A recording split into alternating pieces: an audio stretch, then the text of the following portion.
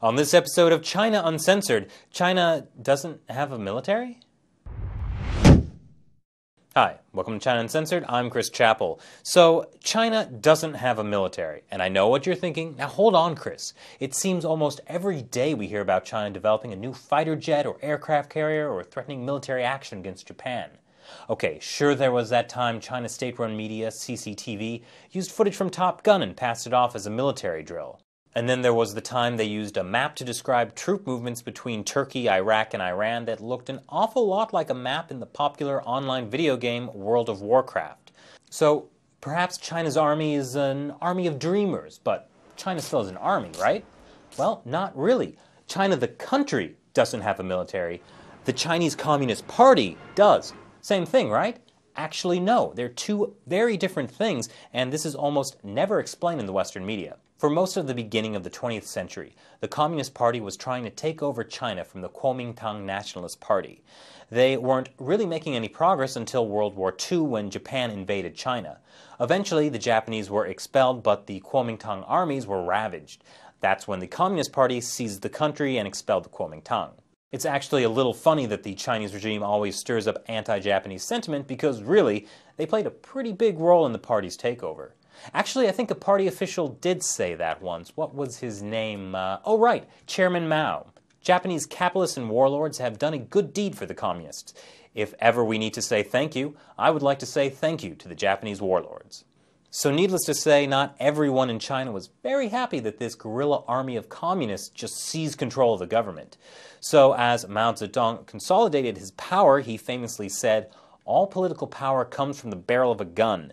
The Communist Party must command all the guns. That way, no guns can ever be used to command the party. In China, you can't own a gun. The only ones with guns are the People's Liberation Army, and they're controlled directly by the Chinese Communist Party, not the state or the government of China." That's 3 million soldiers, the world's largest active military, that pays allegiance directly to the Communist Party, not to the Chinese government, and they're certainly not there to defend the Chinese people. There is no state military, only the hired guns of the party.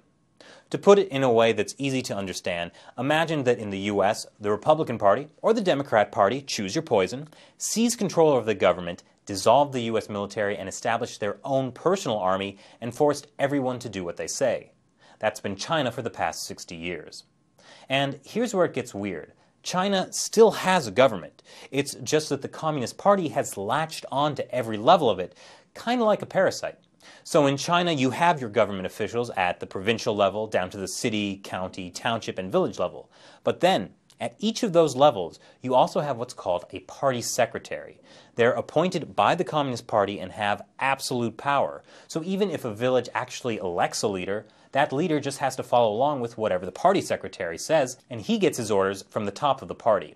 China's National People Congress? The BBC calls it a rubber stamp Congress.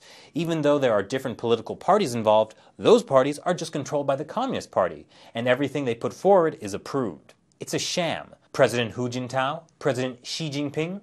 China doesn't have a president. They just made that up to trick people into thinking that their brutal, oppressive communist regime is a democracy. The president of China is really the head of the Communist Party. There is no presidential election. In reality, China is in the grip of the Communist Party, and they control all the guns. Thanks for watching this episode of China Uncensored. Once again, I'm Chris Chappell. See you next time.